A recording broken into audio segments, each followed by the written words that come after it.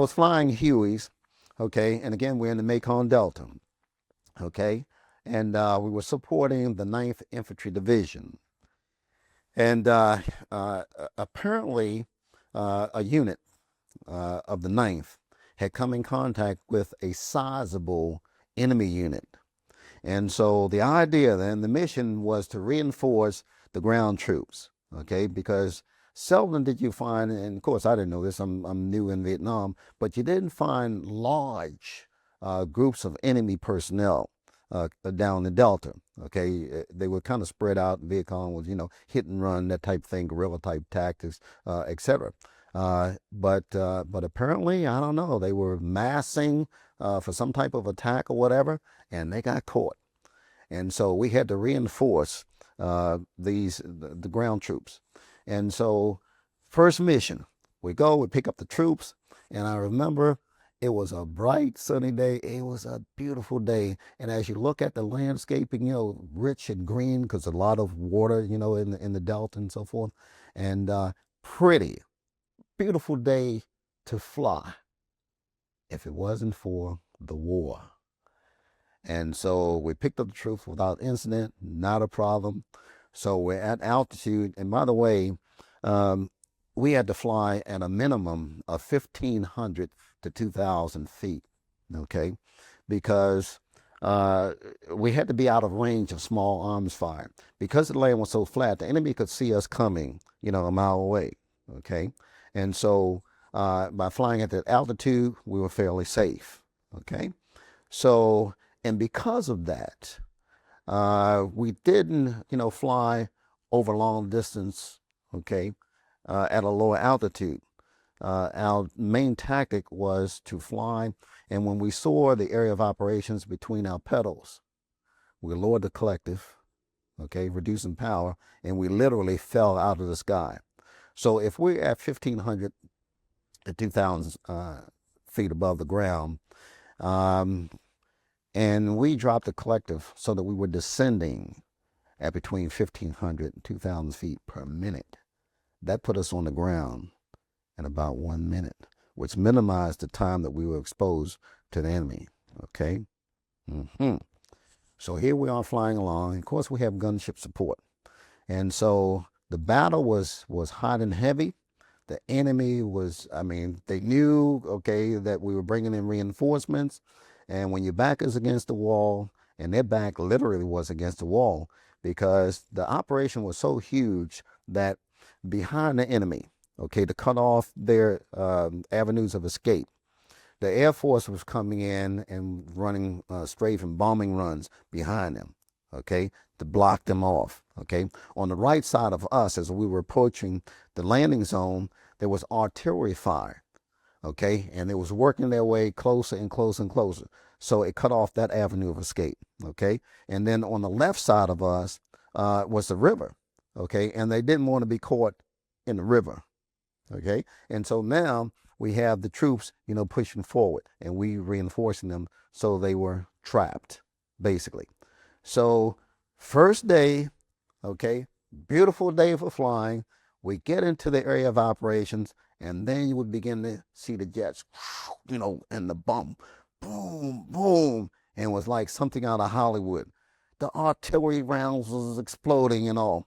The gunships were going in, firing rockets, to make sure that, okay, if the enemy was there, they would keep their heads down. Machine gun fire, 40 millimeter grenades. All this is going down, and we are approaching the ground very rapidly, okay? And the gunships were putting in their rounds so close to us that I thought they were going to blow us out of the sky. It was terrifying. Terrifying. And as we got close to the ground, before we could get to where the rotor wash, would have the all the mud and all the debris and the water to fly up, the rockets going in were so close, okay, that whatever they hit, the explosion, okay, would blow the debris and the water up onto the aircraft. The fire was that close. The rounds were coming that close. And I literally thought that was it. That was going to be my last day, my first mission. I was going to die right then and right there. And the sound of war for the first time. I mean, you know, Hollywood can create some things, but there is nothing like being out there and you are looking at the rockets coming in. You are looking at the rounds exploding, the artillery rounds and all, and you watching the Air Force with those bombs coming in. I mean, boom, boom, you know, the earth was shaking, you know, the aircraft was shaking, and wow, it was a very horrifying, terrifying situation. And yes, I thought I was going to die. And when we dropped those troops off and we were pulling up, of course, we were taking enemy fire, and we finally got out of range. And I started thinking, wow, 300 and some more days to go. I don't think I'm going to make it. But a lot of it had to do with training, okay, and discipline.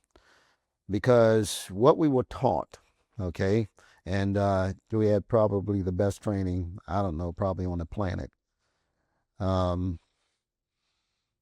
primary job, responsibility, was to maintain steady control of the aircraft, okay?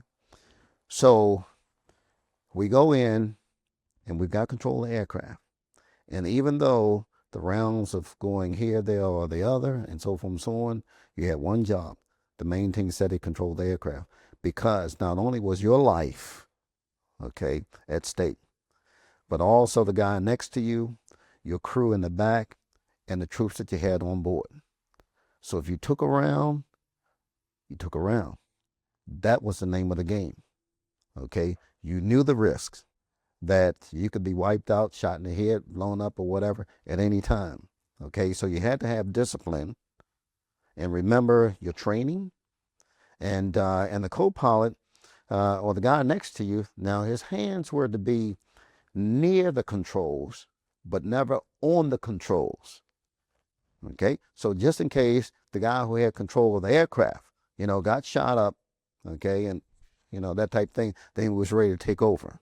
Okay, but he wasn't supposed to put his hands on the controls, okay, unless the pilot says, okay, you got it, and then the other person would take control and would say, I have it, and then the initial pilot would say, okay, you got it. And we have to have that kind of communication, because if you're in control and you say, okay, you got it, and the guy doesn't say, I have it, and you turn loose, and nobody's flying the aircraft. Everybody's going to get killed, okay? So there's a certain protocol that we had to follow in the aircraft, okay? And that's all part of our training. So everybody knew what was going on at the same time. There would be no confusion whatsoever, no mishaps, because in war, with that kind of pressure on you, you could not afford to make a mistake. The smallest mistake could cost you and everybody else their lives. So we had to be on target at all times.